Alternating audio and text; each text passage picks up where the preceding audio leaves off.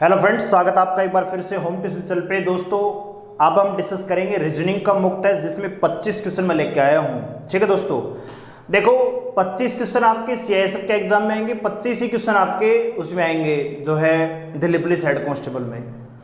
तो ऐसा नहीं हो सकता कि 25 क्वेश्चन सभी टॉपिकों से ले लिए जाएं। ठीक है, तो अलग अलग जो मॉक टेस्ट आएंगे उनमें अलग अलग क्वेश्चन हम यहाँ पे चूज करके लाएंगे दोस्तों।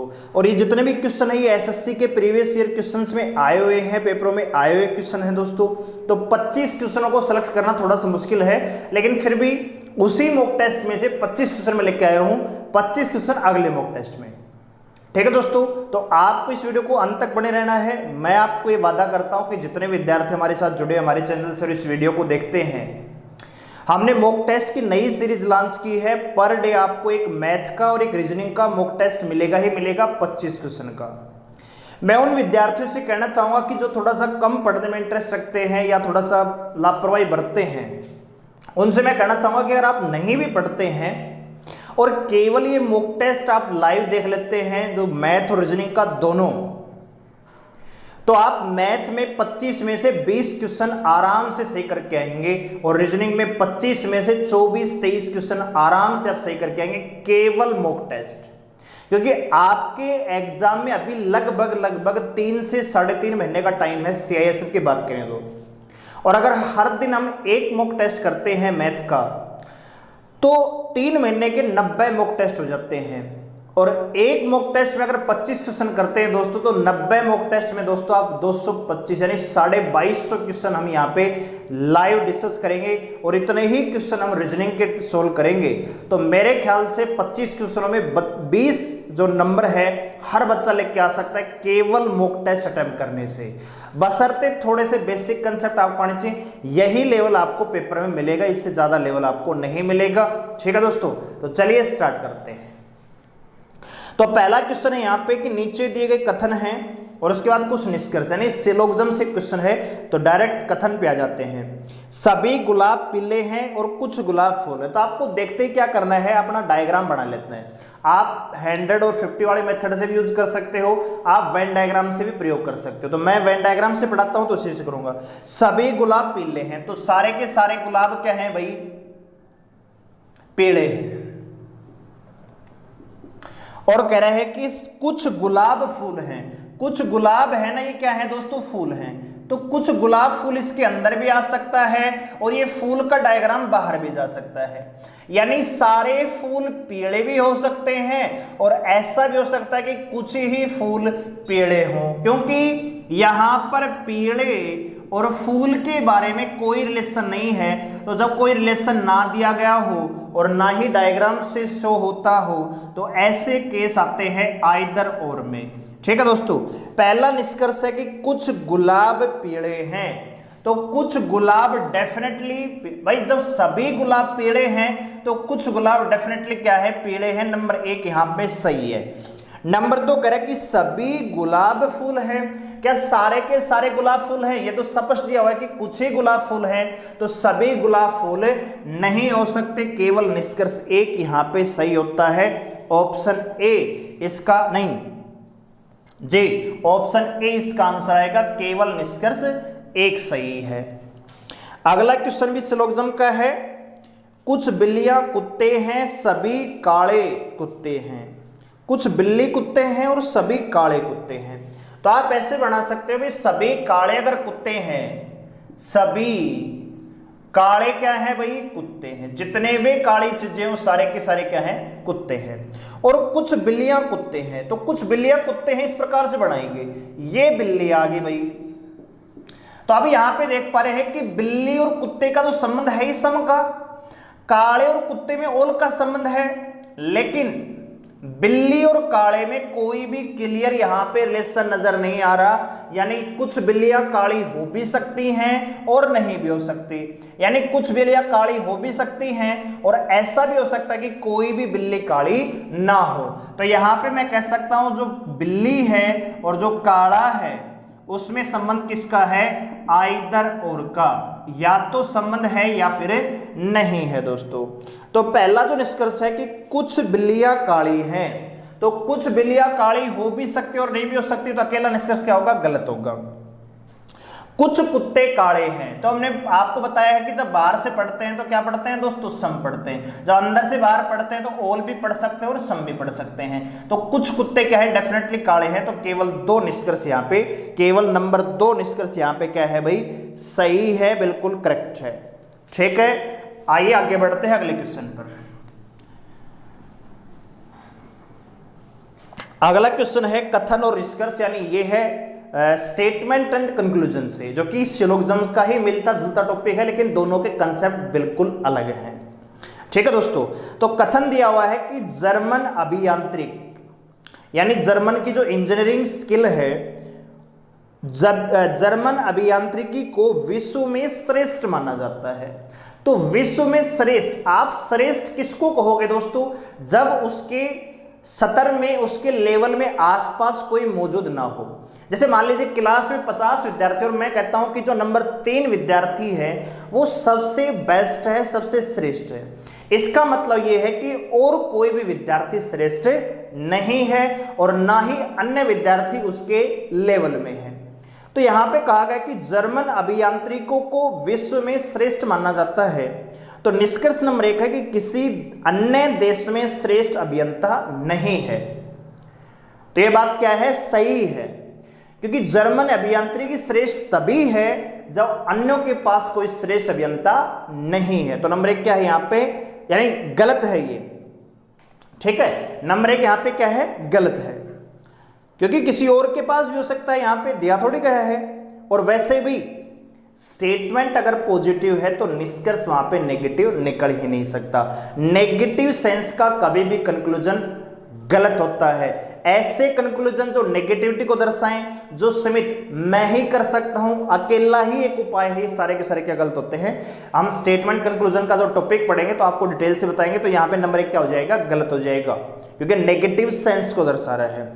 दूसरा कह रहा है कि अब अन्य देशों की अभियंता भी जर्मन अभियंताओं के स्तर पर आ रहे हैं। अगर अन्य देशों के अभियंता जर्मन स्तर पर आते तो ऐसा स्टेटमेंट दिया ही नहीं जाता। तो नंबर 2 भी यहाँ पे क्या है दोस्तों? गलत है। यहाँ पे कोई भी निष्कर्ष है वो फॉलो नहीं करता है। दोनों ही यहाँ पे क्या है? गलत है दोस्तों। ठीक है, मौखिक ही सोल्व कर सकते हैं इनको। अगला क्वेश्चन है कि विकल्प में संबंधित शब्द को चुनिए। तो अगर शक्तिशाली कमजोर है, भाई शक्तिशाली का जो अपोजिट क्या होगा? कमजोर होगा। तो विजय का क्या होगा? हार होगा। ठीक है, अगला क्वेश्चन है कि कोडिंग डिकोडिंग से लिया गया है कि MZQBL और यहां पे इसको बदला गया है NYUWO। तो मैंने क्या बताया? देखते ही नंबरिंग दे दो। 13, 26, 17, 2, 12, यहां पे 14, 25, 21, 23 और 15। ठीक है दोस्तों, अब मैंने क्या बता रखा आपको? जब भी यहाँ पे 5 लेटर हैं, कोडिंग डिकोडिंग की क्लास आपके लिए थी, मैंने बताया था जब 5 लेटर हो तो सबसे पहले बीच वाले को सोल्व कर दो। प्लस का 4 पैटर्न भी 17 और 4 21 है। अच्छा, दूसरा जो शब्द है QJXMT, तो सबसे पहले 4 प्लस कर दो, तो 24 और 4 28, यानी बी आना चाहिए। ठीक है, अब देखो ऑप्शन के सारे देखते हैं तो ऑप्शन ए और बी वैसे एलिमिनेट हो जाते हैं, क्योंकि तीसरा लेटर बी होना चाहिए। तो ऑप्शन ए और बी क्या हो गए? गलत हो गई। अच्छा दोस्तों, यहां पे 13 से 14 हुआ, 26 से 25 हुआ, लेकिन 2 से 23, 12 से 15, यहां तो पैटर्न लगता है, लेकिन यहां पे क्या है? गलत है। ठीक है दोस्तों, और वैसे भी अगर यहां पे M से N हुआ तो Q से P क्यों होना? R होना चाहिए, तो R तो किसी में है नहीं, तो ये पैटर्न तो लागू नहीं होता। तो फिर पैटर्न कौन सा है दोस्तों? यहाँ पे 12 है, यहाँ पे 14, यानी क्रॉस में +2। तो T से +2 करेंगे तो 20 और 2 22, यानी पहला लेटर V आना चाहिए। तो आंसर क्या आ जाएगा? Option D. कंप्लीट आपको सोल्व नहीं करना है, केवल आपको हिंट चाहिए। सवाल देखो, पेपर में आपसे कोई ये नहीं पूछेगा कि आपने कौन सा पैटर्न लगाया, कैसे सोल्व किया, आपको केवल सही आंसर तक पहुंचना है बस। अगला क्वेश्चन दोस्तों, ये मैट्रिक्स का क्वेश्चन है। दिया हुआ है कि अवयव 1 के स्तंभ और पंक्ति की संख्या 7 से 10 तक की दी गई है और मैट्रिक्स 2 में संख्याएं 2 से 6 तक दी गई हैं। ठीक है, इन अवयवों से एक अक्षर को पहले उसकी पंक्ति और बाद में स्तंभ में दर्शाया गया है। यानी पहले क्या होगा दोस्तों, रो होगा और फिर क्या होगा, कॉलम होगा। ठीक है, तो कह रहा है कि उदाहरण के लिए डी को 23 और 32 दोनों जगह से दर्शाया जा सकता है।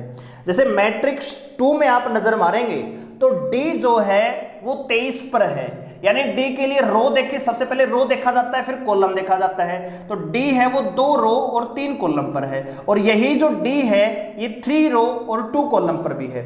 यानी जो डी लेटर है आप मैट्रिक्स 2 में देखिए, डी जो है 2 3 पर भी है और 3 2 पर भी है। इसी प्रकार जो अन्य शब्द हैं उनको दर्शाना है। ठीक है दोस्तों, तो मैट्रिक्स तो मैं यहां पे बना नहीं सकता क्योंकि टाइम ज्यादा लग जाएगा, इसलिए मैं आपको डायरेक्ट यहां पे समझाता हूं।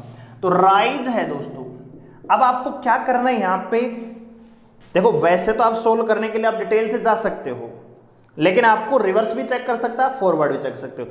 आर को देखो, आर को कितने शब्दों से सेट किया जा सकता है, तो आर देखो किस में है, मैट्रिक्स 2 में है। आर जो है मैट्रिक्स 1 में भी है, आर मैट्रिक्स 2 में भी है। तो आर को हम दर्शा सकते हैं 10 10 से। मैट्रिक्स 1 में 10 और 10 पे क्या है, आर है। अच्छा, फिर आई है वो 25 पर होना चाहिए, तो आई क्या 2 5 पर है, तो 2 5 पर आई भी है ऑप्शन ए के अकॉर्डिंग। अच्छा, 3 5 पर एस होना चाहिए, तो एस है वो 3 5 पर है क्या कहीं, तो 3 और 5 पर, मैट्रिक्स 2 में देखें तो 3 और 5 पर एस भी है। और ई 2 4 पर होना चाहिए, तो 2 और 4 पर ई है बिल्कुल, तो ऑप्शन ए यहाँ पे क्या आ जाएगा, आंसर आ जाएगा। ऑप्शन बी के अकॉर्डिंग 2 6, तो 2 6 पर आर तो है, लेकिन लास्ट में जाएं 6 और 9, ऑप्शन बी में 6 और 9 पर ई होना चाहिए, तो 6 और 9 का तो कोई मेल ही नहीं है। ऑप्शन सी 3 और 6, ऑप्शन सी का जो चौथा जो वर्ड दे रखा है ई के लिए 3 6 की पोजीशन दे रखी है, तो क्या ई 3 6 पर है, 3 6 पर तो ओ है, ऑप्शन सी भी एलिमिनेट हो गया। ऑप्शन डी 6 4 पर ई, तो 6 4 पर तो ई है, लेकिन 3 2 पर एस होना चाहिए, तो क्या 3 2 पर एस है, नहीं, 3 2 पर डी है। इस प्रकार से आप मौखिक तौर पर इसको यूज कर सकते हैं। मैं आपको मैट्रिक्स में आएगा टॉपिक जो आपको पढ़ा देंगे दोस्तों, यहाँ पे डायरेक्ट कर रहे हैं क्योंकि मैं डायग्राम बनाने में थोड़ा टाइम लगेगा, इसलिए डायरेक्ट ही कर लो। अच्छा, अगला वर्ड है डोजियर। क्वेश्चन नंबर 10 है डोजियर। तो डोजियर के लिए सबसे पहले आप क्या करेंगे, हम अपोजिट चलेंगे पीछे से, ऑप्शन ए एलिमिनेट करेंगे, बी सी और डी ऑप्शन एलिमिनेट करेंगे दोस्तों। देखो दोस्तों, एक जो ऑप्शन, देखो ध्यान से देखना जो मैं कहना चाह रहा हूं, आर है, आर को कह रहा है कि 3 6 पे होना चाहिए, ऑप्शन बी में दे रखा है 5 2 5 6 6 6। तो देखिए आर क्या 3 6 पर है, 3 6 पर आर नहीं है, 3 और 6 पर ओ है, तो ऑप्शन ए क्या होगा, यहां पे एलिमिनेट हो गया। क्या 5 2 पर आर है, तो 5 2 पर भी आर नहीं है, 5 2 पर ओ है और मैट्रिक्स 2 में, तो ऑप्शन बी भी यहां पे क्या होगा दोस्तों, एलिमिनेट हो गया। 5 6 पर आर होना चाहिए, तो 5 6 पर एस है, ऑप्शन सी भी एलिमिनेट है, ऑप्शन डी इसका आंसर आ जाता है। ठीक है, सारे वर्ड नहीं निकालने, केवल एक लेटर पकड़िए, ऑप्शन एलिमिनेट कीजिए लास्ट लेटर पे। देखो 6 6 पर आर है, ऑप्शन डी इसका आंसर आ जाएगा। ठीक है, सिंपल चीज। अगला सवाल है कि एक कक्षा में किसी परीक्षा में पास होने वालों में से एना का ऊपर से 18वां नंबर है और नीचे से 39वां। 10 विद्यार्थी परीक्षा में बैठे नहीं और 4 फेल हो गए, तो कक्षा में विद्यार्थियों की कुल संख्या क्या है। तो जितने विद्यार्थी परीक्षा में बैठे दोस्तों, उनमें जो एना है इसका जो नंबर है आगे से 18वां है और पीछे से कौन सा है दोस्तों, 39वां। तो टोटल निकालने के लिए क्या करते हैं, टॉप प्लस में बॉटम -1, तो 39 प्लस में 18 कितना आएगा दोस्तों, 57 माइनस 1 बराबर 56। 10 विद्यार्थियों ने पेपर नहीं दिया और 4 फेल हो गए, तो कितने हो गए दोस्तों, 14 14 और 56 कितने दोस्तों, 70 विद्यार्थी। तो टोटल विद्यार्थी कितने दोस्तों, 70। आप डायरेक्ट कर सकते थे a + b -1। अगला क्वेश्चन है कि दिए गए विकल्पों में से विषम संख्या को बताइए। तो ऑप्शन यहां पे मैं लिख लेता हूं, ऑप्शन यहां पे दे रखा है 189 8 1, ऑप्शन बी दे रखा है 64 35 4, ठीक है, ऑप्शन सी है 93, 8, 9, 2 और ऑप्शन डी है 5, 6, 1, 3, 8। अब आपको इसमें ओड निकालना है, तो ओड हम कैसे निकालेंगे, विषम कैसे निकालेंगे? देखो दोस्तों, सबसे पहला काम करना है, सभी का एडिशन देखिए। तो 9 9 18 और 9 27, एडिशन 27 आता है यहाँ पे। 6 3 9 3 12 5 17 और 4 21 आता है दोस्तों यहाँ पे। 9 2 11 या 9 3 12 8 20 29 और 2 31 आता है यहाँ पे। यहाँ पे 6 5 11 12 3 15 और 8 23 आता है दोस्तों। तो एक तो लग रहा होगा आपको कि दो संख्याओं का जो एडिशन है वो भाज्यक है, यानी जो अन्य संख्याओं से भाज्य संख्या प्राप्त होती है किसी अन्य भाज्यक। और देखो प्राइम नंबर और क्या होते हैं, भाज्य संख्या और भाज्य संख्या, ये यानी ये अपने अलावा किसी और संख्या से भी भाग जा रही है। 27 3 से भाग जाती है, 9 से भाग जाती है। 21 3 से 7 से 3 से भी 7 से भाग जाती है, यानी क्या है, भाज्य संख्याएं। 31 और 23 क्या है, दोनों ही अभाज्य संख्याएं हैं। ये एक के अलावा और अपने आप के अलावा किसी से संख्या से भागे नहीं जाती है। तो दोस्तों यहाँ पे तो अगर विषम छाटे तो 31 भी हो सकता है, 23 भी हो सकता है, यानी ये लॉजिक यहाँ पे खत्म हो जाता है। तो दूसरा लॉजिक यहाँ पे क्या होता है दोस्तों, दूसरा लॉजिक यहाँ पे क्या है, देखो हो सकता है कि एक ही सवाल में एक से ज्यादा लॉजिक लग रहे हो, लेकिन ये क्वेश्चन है एग्जाम में आ चुका है, तो आगे जब ये भविष्य में क्वेश्चन आएगा, रिपीट होगा कहीं इस प्रकार के पैटर्न पे क्वेश्चन रिपीट होगा, तो उसमें वही पैटर्न मानना जाएगा जो ऑलरेडी पूछे हुए क्वेश्चन में लगा था। ठीक है दोस्तों, तो दूसरा पैटर्न देखें दोस्तों, पहली संख्या यहाँ पे विषम है, यहाँ पे सम है, यहाँ पे विषम है, यहाँ पे सम है, यहाँ पे सम सम, यहाँ पे विषम सम। तो ऐसे भी हम ऑप्शन एलिमिनेट नहीं कर सकते, यहां तक तो ठीक था, लेकिन यहाँ पे दोनों सम है, यहाँ पे दोनों विषम है, तो फिर कैसे एलिमिनेट करें? तो ये भी पैटर्न नहीं है। अच्छा, यहाँ पे कहीं पर बीच में हमें कोई नंबर ऐसा भी नजर नहीं आता जो सुकेर हो किसी का। ठीक है दोस्तों, तो अब आते हैं मुद्दे पर। तो दोस्तों एक क्वेश्चन एसएससी सीपीओ 2016 में आ चुका है, और इसमें जो लॉजिक लगाया गया है एसएससी के द्वारा, जो एसएससी ने आंसर मानना है, वो ऑप्शन ए है। अब आप कहेंगे क्यों? क्योंकि ए ही ऑप्शन ऐसा है जिसमें पहला लेटर और आखिरी लेटर समान है। पहला लेटर और आखिरी लेटर यहां पे ही समान है ऑप्शन ए में, तो इसलिए ऑप्शन ए आंसर है, बाकी किसी में ऐसा पैटर्न नहीं है। तो एसएससी ने जो क्वेश्चन मानना है इसका ऑप्शन ए मानना है, और जो पैटर्न था वो यही है कि पहला और आखिरी लेटर यहां पे क्या है, समान है दोस्तों। ठीक है, आगे बढ़ते हैं अगले क्वेश्चन पर। अगला क्वेश्चन है कि सालू 30 मीटर उत्तर दिशा में चलती है। तो सीधा ही मैं कर देता हूं। यहां पे आपको एक चीज ध्यान रखनी है कि जब भी दाएं कहा जाएगा, जब भी दाएं या राइट मुड़ने को कहा जाए डायरेक्शन में, तो आपको चलना है क्लॉकवाइज, और जब भी बाएं मुड़ने के लिए कहा जाए या लेफ्ट चलने के लिए कहा जाए, तो आपको चलना है एंटी क्लॉकवाइज। बस इतना पैटर्न आप ध्यान रखिए, आसान हो जाता है सवाल। सालू उत्तर दिशा में 30 मीटर चलती है। मान लीजिए सालों ने यहां से चलना स्टार्ट किया और 30 मीटर कहां गई भी, उत्तर दिशा में। यहां से कह रहा है कि फिर दाएं मुड़ती है, तो दाएं का मतलब क्या, क्लॉकवाइज, यानी यहां से जब क्लॉकवाइज मिलेगी, यानी 90 डिग्री क्लॉकवाइज। कितना डिग्री, 90 डिग्री। तो यहां से 90 डिग्री क्लॉकवाइज मुड़ेगी, इधर जाएगी, ऐसे जाएगी, और ऐसे चल के कितना गई है दोस्तों, 30 मीटर। इसके बाद फिर से दाएं मुड़ती है, तो फिर से दाएं मुड़ेगी तो कहां जाएगी, क्लॉकवाइज जाएगी, 90 डिग्री, तो नीचे की तरफ जाएगी, और नीचे की तरफ चल के कितना गई है दोस्तों, 55 मिनट। तो ये अगर 30 से ज्यादा करेंगे थोड़ा सा, 55 मिनट चलिए, यहां पे पहुंच गई है सालू। ठीक है दोस्तों, यहां पे पहुंच गई है भाई सालू। अब कह रहा है कि इसके बाद वह बाएं मुड़ती है और 25 मीटर चलती है। तो बाएं का मतलब क्या दोस्तों, एंटी क्लॉकवाइज, यहां से बाएं, तो एंटी क्लॉकवाइज घड़ी की विपरीत दिशा में, तो इधर जाएगी, और कितना चली है दोस्तों, ये 25 मीटर चली है। ठीक है, कितना चली है दोस्तों, 25 मीटर, सॉरी 20 मीटर। ये कितना चली है, 20 मीटर। पहले बाएं मुड़कर 20 मीटर चली, इसके बाद दोबारा बाएं मुड़ती है, यानी यहां से बाएं मुड़ेगी तो एंटी क्लॉकवाइज यानी ऊपर की तरफ जाएगी, और यहां से ऊपर चलती है कितना दोस्तों, 25 मीटर।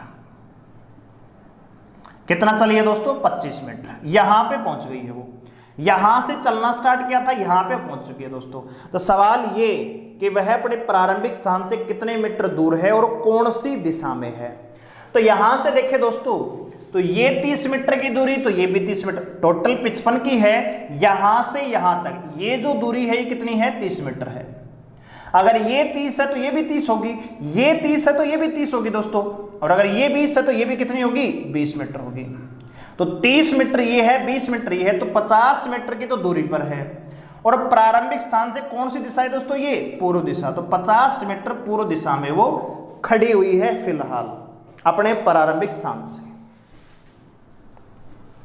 आगे बढ़ते हैं अगले क्वेश्चन पर। अगला क्वेश्चन आपको स्क्रीन पर नजर आ रहा है कि 4 वर्ड हैं।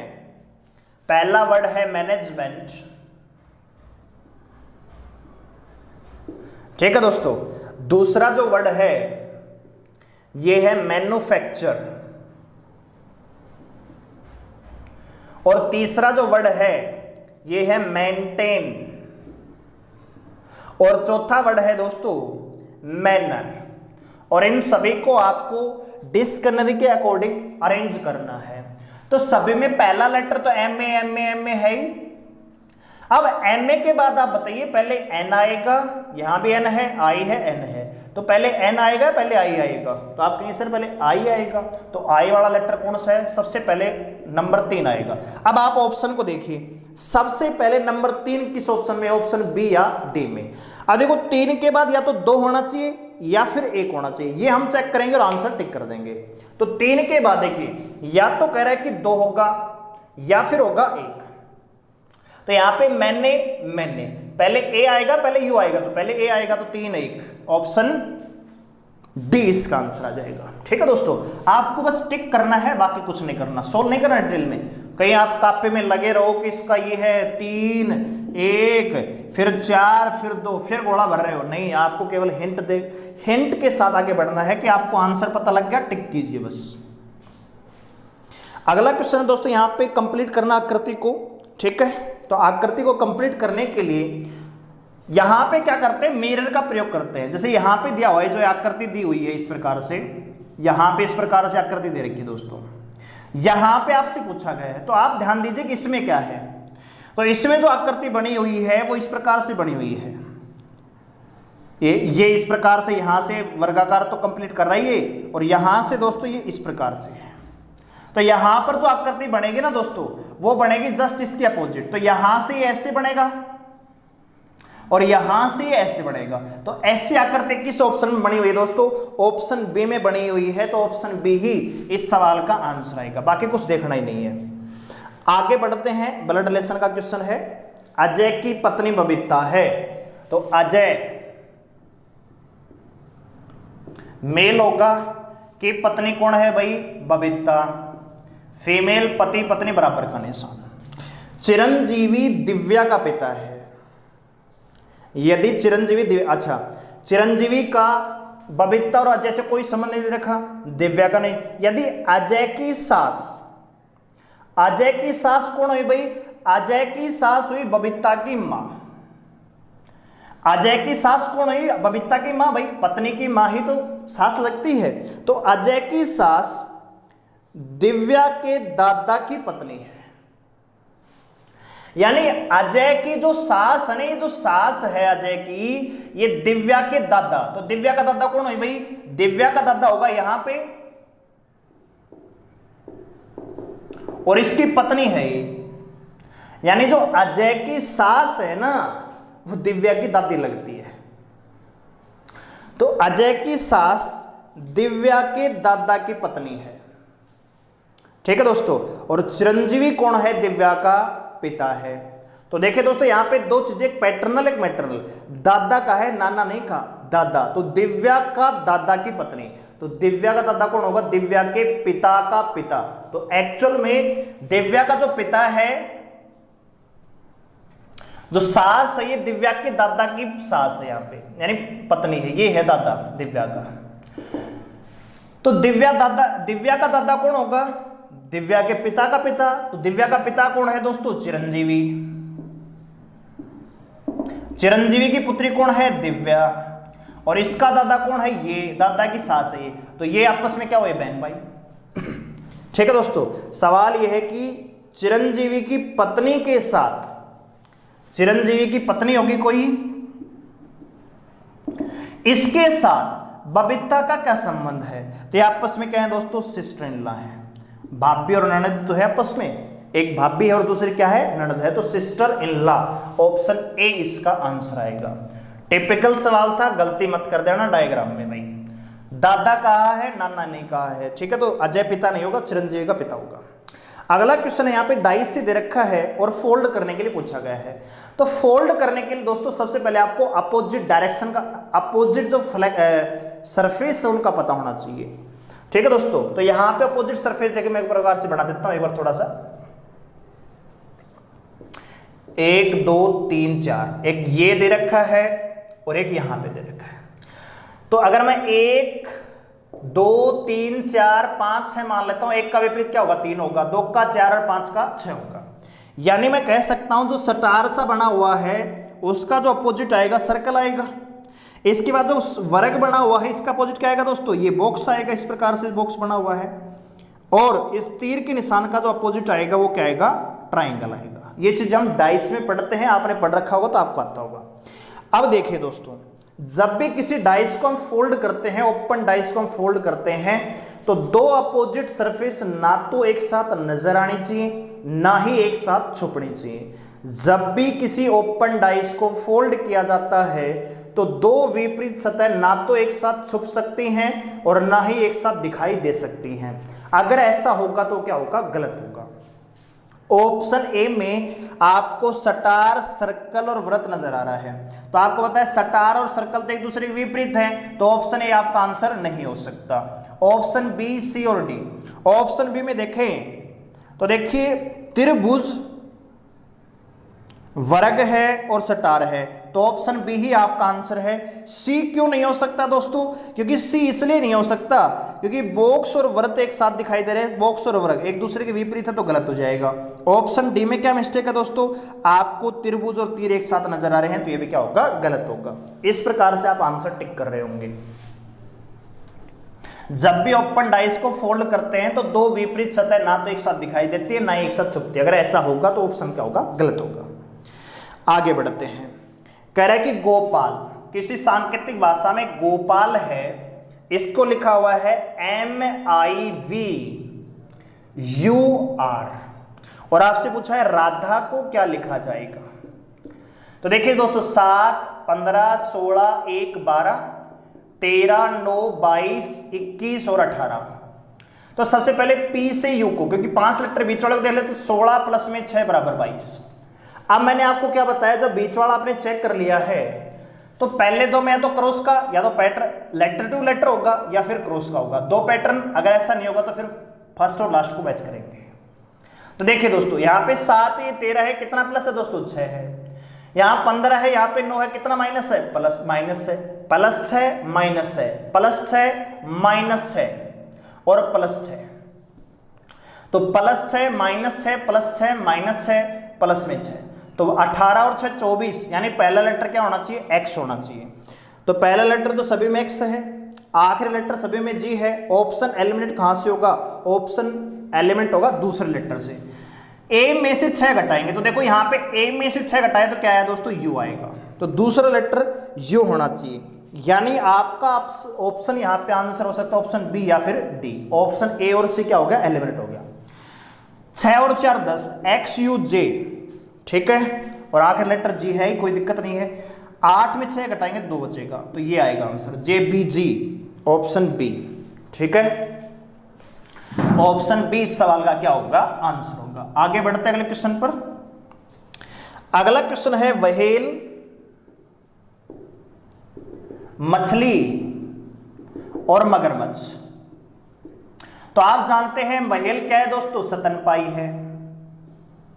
मछली क्या है? एक यानी मछली है भाई, उसमें तो कुछ है ही नहीं, ठीक है। मछली अलग चीज है, स्तनपायी अलग चीज, यानी एक जलीय जीव है। ये है तो तीनों ही जलीय जीव, लेकिन ये स्तनपायी है, मछली है, दोनों में कोई संबंध नहीं है। मगरमच्छ भी जलीय जीव है लेकिन इसमें तीनों में आपस में कोई कनेक्शन नहीं है, इसलिए इसका आंसर आएगा ऑप्शन ए, तीनों में कोई संबंध नहीं है। यानी यहां पे मान लीजिए ये ना होता और जलीय जीव होता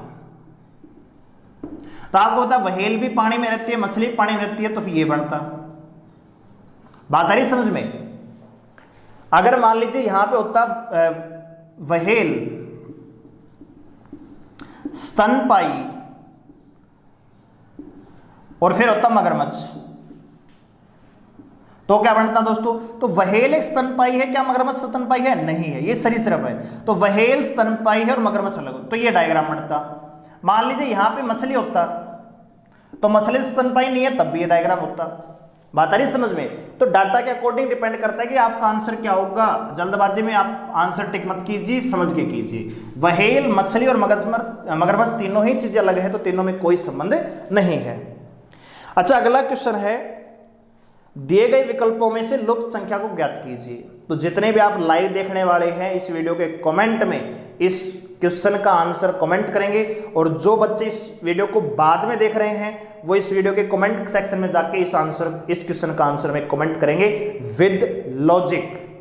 ठीक है दोस्तों, अगर आप पढ़ते हैं तो आपको ये आंसर आना चाहिए विद लॉजिक, तो का नहीं, लॉजिक बताना होगा कि क्या लॉजिक आपने लगाया। ठीक है भाई, आगे बढ़ते हैं। अब यहां पे 4 ऑप्शन दे रखे हैं, इसमें से आपको ओड निकालना है। ऑप्शन ए देखें तो दोस्तों ऑप्शन ए में दे रखा है OMNLM, ऑप्शन बी दे रखा है TOQOP, ऑप्शन सी दे रखा है WUVTU और ऑप्शन डी दे रखा है RPQOP। ठीक है दोस्तों, अब आप इसमें ओड कैसे निकालेंगे? तो देखिए, सबसे पहले नंबरिंग दे दीजिए। यहां पे 15, 13, 14, 12 और 13, 23, 21, 22, 20 और 21, 20, 15, 17, 15, 16, 18, 16, 17, 15 और 16। देखिए दोस्तों, यहां पे देखें तो 21 से 22 -1, 22 से 23 +1, यहां 16, 17 से 16 -1, 17 से 18 +1, कोई दिक्कत नहीं है। 17 से 16 -1, 17 से 20 प्लस में 3 है। ठीक है दोस्तों, यहां पे देखें तो 14 से 13 -1, 14 से 15 +1। बात आ रही समझ में? बाकी तो चेक ही मत करो, बीच वाला लेटर से एक माइनस में राइट में लिखा हुआ है और एक प्लस लेफ्ट में लिखा है। बाकी 3 में तो ये पैटर्न है, ऑप्शन बी में नहीं है, तो ऑप्शन बी ही इस सवाल का क्या हो जाएगा? आंसर हो जाएगा। बाकी चेक करने की आवश्यकता नहीं, आपको आंसर टिक करना है। अगला शब्द है कि एब्स्ट्रैक्शंस से कौन सा शब्द नहीं बनाया जा सकता। ठीक है दोस्तों, तो यहां पे देखिए ऑप्शन ए में अट्रैक्शन, तो क्या अट्रैक्शन बन सकता है दोस्तों? तो अट्रैक्शन में देखिए ध्यान से, तो 3 बार टी का प्रयोग हुआ है, ओरिजिनल वर्ड में भी 3 बार टी का प्रयोग हुआ है, ये बन सकता है। एक का 2 बार प्रयोग हुआ है, वो भी सही है, वो भी है, यानी ऑप्शन ए बन सकता है। ऑप्शन सी में देखिए रेशन यानी राशन है, तो RATION राशन भी बन सकता है। रैक्यम, ऑप्शन डी, तो RACIAB ये भी बन सकता है। तो आंसर क्या आएगा दोस्तों? ऑप्शन बी, इंस्ट्रक्शंस नहीं बन सकता। इंस्ट्रक्शंस क्यों नहीं बन सकता दोस्तों? क्योंकि एब्स्ट्रैक्शन में एन जो है एक बार प्रयोग हुआ है और जो इंस्ट्रक्शंस हैं इसमें एन का प्रयोग 2 बार हुआ है, तो ऑप्शन बी इसका आंसर आ जाएगा, बी इसका आंसर आ जाएगा। आगे बढ़ते अगले क्वेश्चन पर दोस्तों। तो अगली सीरीज है, यहां पे क्वेश्चन मार्क लगा हुआ है 5, फिर 30, 186, 1309 और 10,480। तो देखिए दोस्तों, आप अब एग्जाम में क्वेश्चन मिलेगा तो वहां बैठ के ये थोड़ी सोचेंगे इसमें कैसे करें कैसे करें कैसे करें। देखो संख्या यहां पे लगातार बढ़ रही है, आपको ये ऑब्जर्व करना है कि संख्या लगातार इंक्रीज कर, 5 से 30 हुआ, 30 से सीधा 180 बड़ी संख्या, फिर 1309, फिर 10,480। तो यहां पे एक ही पैटर्न मिलेगा मल्टीपल का, और ज्यादा से ज्यादा मल्टीपल के साथ प्लस या माइनस का इंक्रीजिंग और डिक्रीजिंग मिल सकता है। जैसे गुणा 2 + 2, गुणा 3 + 3, गुणा 4 + 4, गुणा 5 + 5, या हो सकता है ऐसे गुणा 2 + 2, गुणा 2 + 4, गुणा 2 + 6, गुणा 2 + 8, या हो सकता है दोनों ही इंक्रीजिंग हो या दोनों ही कांस्टेंट हो, या दोनों में एक इंक्रीजिंग कर रहा हो दूसरा डिक्रीज कर रहा हो। ये जब हम सीरीज पढ़ते हैं तो उसमें हम प्रैक्टिस करेंगे, तब आपकी मैच्योरिटी बढ़ेगी दोस्तों। तो यहां पे देखें दोस्तों, वैसे तो 5 संगा 30 है, लेकिन आगे 30 संगा 180 तो होता है, 186 तो नहीं होता। तो इस 5 संगा 30 को मैं ऐसे कर सकता हूं, 5 को अगर मैं 5 से गुणा करूं, 5 × 5 = 25 और 5 ही जोड़ूं तो 5 5 25 और 5 कितना दोस्तों 30, और 30 से 186 के पास पहुंचो, गुणा 6 प्लस में 6, तो 30 गुणा में 6 180 प्लस में 6 बराबर 186। तो यहां पे क्या होगा, गुणा 7 प्लस में 7, यहां पे होगा गुणा में 8 प्लस में 8। तो यहां पे दोस्तों इससे पहले क्या पैटर्न रहा होगा, यहाँ पे गुणा में 5 है तो गुणा 4 प्लस में 4, किस संख्या को गुणा 4 करें और प्लस में 4 ऐड करें तो 5 आएगा। तो इसका आंसर आएगा दोस्तों 0.25। 0.25 का मतलब 25/100, गुणा में 5 करेंगे दोस्तों तो 25 5 125 कितना आएगा दोस्तों 1.25, और आप ऐड करेंगे कितना दोस्तों 4 यहाँ पे, ठीक है 25/100, और गुणा में कर रहे हैं 4 से, सॉरी 4 से गुणा करेंगे ना, तो 25 चौक 100, 100 से 100 कैंसिल है 1, और प्लस में 4 ऐड करेंगे कितना आएगा दोस्तों 5 आएगा। तो 0.25 इस सवाल का आंसर आ जाता है। आगे बढ़ते हैं अगले क्वेश्चन पर। तो अगला आकृति दे रखी है, आकृति कौन सी आकृति में निहित है, जो ओरिजिनल आकृति है वो इस प्रकार से है, जो ओरिजिनल आकृति है वो इस प्रकार से है दोस्तों, ठीक है। और ये फाइंड करना है आपको कि कौन सी आकृति में निहित है। तो ऑप्शन ए के अकॉर्डिंग देखें तो ऑप्शन ए में ये आकृति कहीं भी नजर नहीं आती, ऑप्शन बी में लाइन ही नहीं है वो, ठीक है, बसता ऑप्शन बी या डी। तो ऑप्शन डी में क्या ऐसी कोई आकृति नजर आ रही है, ये तो आपका ऑब्जर्वेशन का खेल है, तो ऑप्शन बी इसका आंसर आएगा, ठीक है दोस्तों। ऑप्शन बी में देखिए नीचे नीचे एक लाइन ऐसे बनी हुई है, जो बॉक्स इस प्रकार से बना हुआ है, ऐसे बना हुआ है, ये ऐसे है लास्ट में, राइट में देखें, और यहां पे ऐसे जा रहा है, और यहां पे ये चीज नजर आ रही है। तो ये चीज अगर इस लाइन को मैं हटा देता हूं यहां से, तो यही तो बन रहा है ये, ठीक है दोस्तों। तो आपका आंसर क्या आएगा, ऑप्शन बी इसका आंसर आएगा। अच्छा अगला क्वेश्चन यहाँ पे काउंटिंग फिगर से है, एक्चुअल पेपर में बहुत आसान क्वेश्चन थे काउंटिंग फिगर के, तो मैंने अपनी तरफ से ले लिया था कि थोड़ा सा आपको टिपिकल दिया जाए क्वेश्चन। तो यहाँ पे जो आकृति दे रखी है वो इस प्रकार से दे रखी है दोस्तों, और इसमें आपको बताना है कि कितने ट्राइंगल हैं, त्रिभुज कितने हैं दोस्तों। ये आकृति है लगभग, ठीक है, और इसमें आपको बताना है कि त्रिभुज कितने हैं दोस्तों। तो आपको पता होना चाहिए कि जब भी इस प्रकार का बॉक्स होता है किसमें ट्राइंगल होते हैं दोस्तों 8, तो मैं कह सकता हूं 8 इसमें ट्राइंगल है, 8 इसमें, 8 इसमें, 8 इसमें। जब भी इस प्रकार के 2 ट्राइंगल बनते हैं तो इनके बीच में 2 एक्स्ट्रा बनते हैं, 2 यहां 2 यहां और 2 इनके बीच में बनेंगे। तो 8 चौक 32 और 6 कितने हो गए दोस्तों 38 ट्राइंगल। तो सीधे सीधे 38 ट्राइंगल से ज्यादा ही सवाल का आंसर आएगा। कई बार ऑप्शन इस प्रकार से मिल जाते हैं, ऑप्शन सी मिलेगा 38 ट्राइंगल, ऑप्शन डी मिलेगा 38 से ज्यादा, और ऑप्शन एक और मिलेगा 38 से कम। तो कंफ्यूज मत होना, 38 से ज्यादा ट्राइंगल है इसमें। अब एग्जैक्ट कितने हैं दोस्तों, तो ये तो 38 तो बेसिक थे, हमने दो को जोड़ा, जब इन 2 को जोड़ा तो 2 ट्राइंगल हमें एक्स्ट्रा मिले। अब हम 3 को जोड़ते हैं, ए बी सी, तो यहां पे देखें तो दोस्तों इन तीनों को जोड़ने से हमें ये ट्राइंगल मिलता है जो सबसे बड़ा है यहां पे। तो एक ट्राइंगल ये मिलेगा, इसी का अपोजिट आपको ये ट्राइंगल नजर आ रहा है, एक ये मिलेगा, 2 हो गए, प्लस अब एक ट्राइंगल है जो चारों से होकर गुजर रहा है, ये वाला, ठीक है दोस्तों। तो 3 ट्राइंगल हो जाते हैं, तो कितना हो जाता है 41 हो जाता है। बाकी अगर डिटेल में आपको पढ़ना है तो हमारी क्लासेस में आइए, ठीक है। तो यहां पे केवल आपको सॉल्यूशन दिया जाएगा, ना कि कंसेप्ट। भाई आप ये चाहो कि इसके पीछे काउंटिंग फिगर पूरा ही पढ़ा दूं, तो ऐसा तो होगा नहीं। जितने विद्यार्थी सीआईएसएफ की तैयारी कर रहे हैं, दिल्ली पुलिस हेड कांस्टेबल की तैयारी कर रहे हैं, सीआईएसएफ कांस्टेबल ट्रेडमैन की तैयारी कर रहे हैं, या अन्य भी किसी एग्जाम के एनटीपीसी की तैयारी कर रहे हैं, राजस्थान पुलिस, डीएसएसबी, डीआरडीओ की तैयारी कर रहे हैं, तो हमारा सुपर करेक्टर बैच जिसमें मैथ और रीजनिंग दोनों ही आपको पढ़ाए जाएंगे, पूरा सिलेबस आपको कंप्लीट करवाया जाएगा। ये बैच 21 जून से स्टार्ट हो रहा है, ठीक है दोस्तों। तो अगर आपको समझ में आता है हमारा पढ़ाया हुआ, तो 21 जून से पहले अपनी पेमेंट कीजिए 9468164742 पर। इस पर फोन पे से आप पेमेंट करेंगे और इसका स्क्रीनशॉट इसी नंबर पे व्हाट्सएप पे सेंड कर देंगे। 21 जून से बैच स्टार्ट है, उससे पहले आपको एडमिशन लेना है दोस्तों, ठीक है।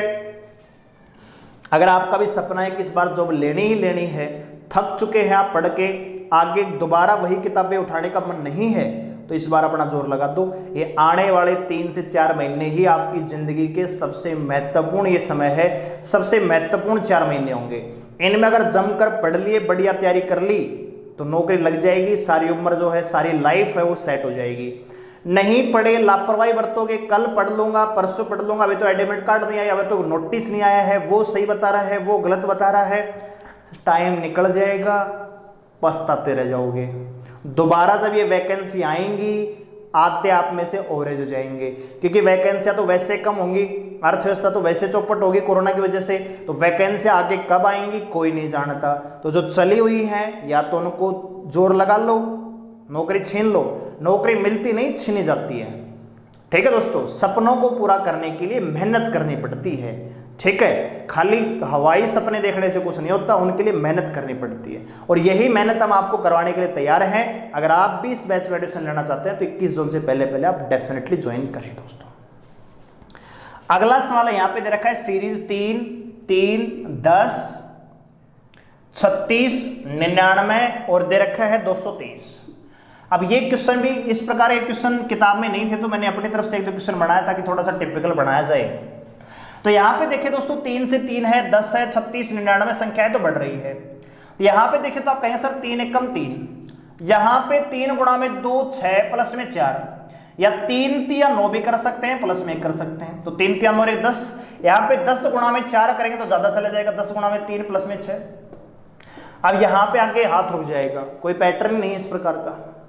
तो पैटर्न हर सवाल में मल्टीपल लगे जरूरी नहीं है। ठीक है दोस्तों, 7 पैटर्न लगते हैं, जो सीरीज हम पढ़ाएंगे आपको, आप बैच ज्वाइन करेंगे तो उसमें आपको बताएंगे पूरा डिटेल से, शानदार तरीके से।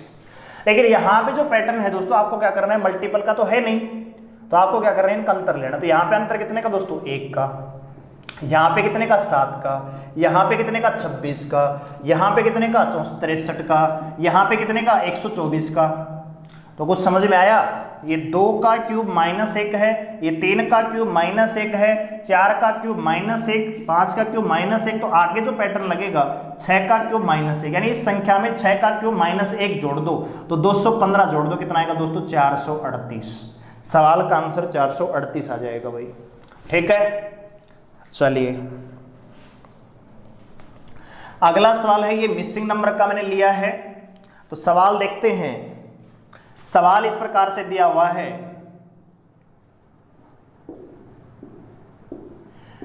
11,